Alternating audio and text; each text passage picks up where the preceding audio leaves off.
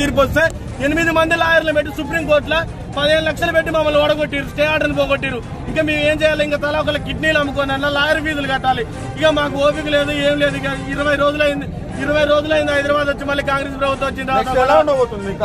ఏం చేయాలి? కమిషన్ లో అప్లికేషన్ కూడా ఇవ్వడం జరిగింది మూకుమ్మడి ఆత్మహత్యలకి. అంటే ఒక ఆంటీకున్న విలువ మేము గడపలో పెట్టామా చదువుకున్న విలువలకు ట్రాఫిక్ జామ్ అవ్వదు.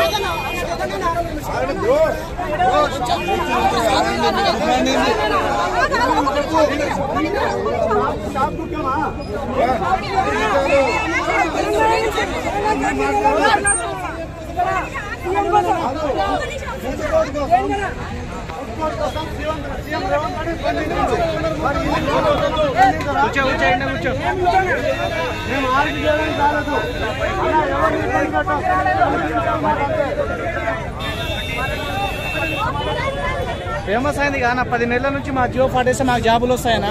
దొంగ నా కొడుకు మాకు అప్పుడు అధికారంలో లేనప్పుడు వాడుకున్నారు. ఇప్పుడేమో కుమారి ఆంటీ గుర్తుకొచ్చా, మేము గుర్తుకొస్తలేము.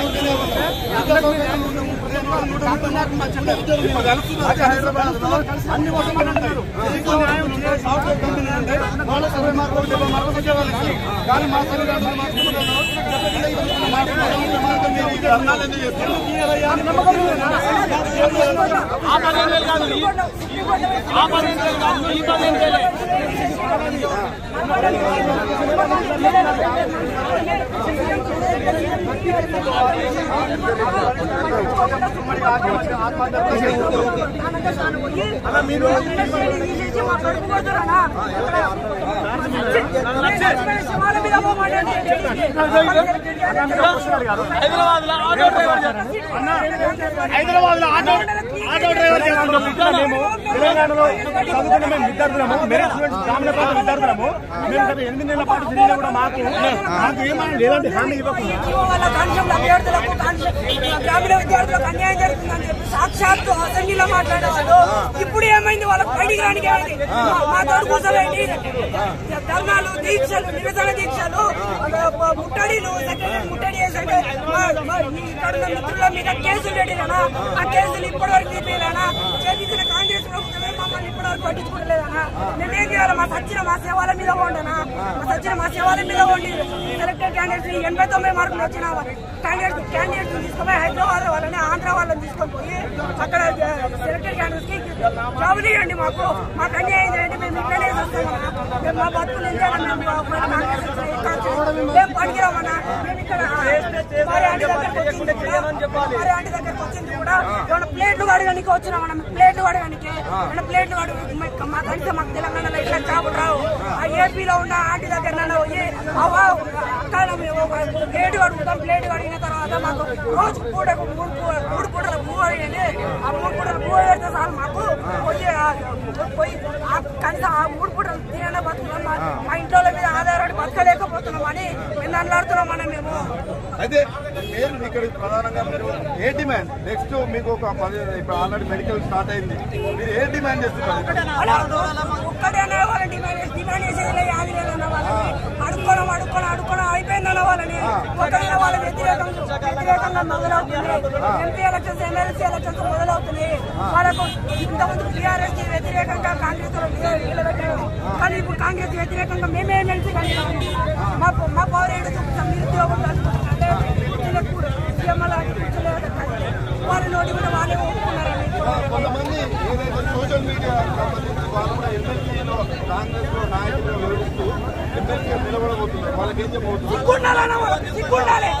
ఇన్ని రోజులు ఎమ్మెల్సీ కాంగ్రెస్ పార్టీకి గెలవాలి అని చెప్పేసి మాతో ఇప్పుడు ఎమ్మెల్సీ పదవి కోసం కొట్లాడుతున్నారు. సిగ్గుండాలన్నా కనీసం చచ్చిపోయిన బిడ్డలకు న్యాయం చేయకుండా మేము విద్యార్థుల తరఫున కొట్లాడుతున్నాం అని చెప్పేసి.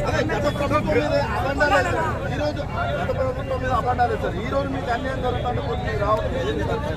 ఎవరు వస్తలేదన్న వాళ్ళ ఓటు బ్యాంక్ కావాలి, పెట్టండి మేడం, లైవ్ పెట్టండి. వచ్చినా సరే మీకు సంబంధం లేదని మాట్లాడుతున్నాడు. ఎందుకన్నా సాక్షాత్తు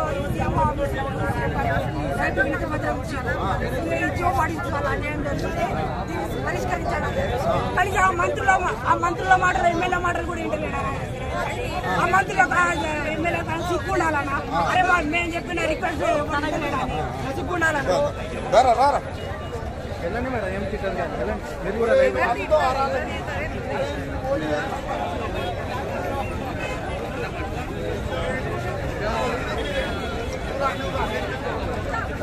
కుమారి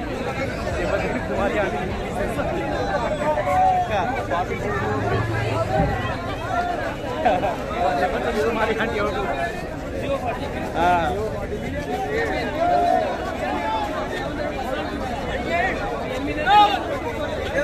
10 నెలల నుంచి అన్న మాకు బాగా ఎలక్షన్లో వాడుకున్నారు దొంగనా కొడుకులు.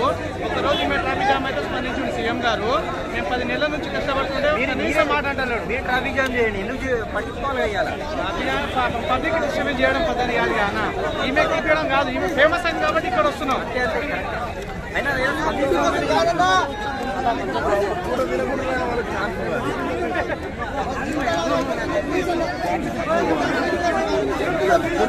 కొంచెం సైడ్ రా.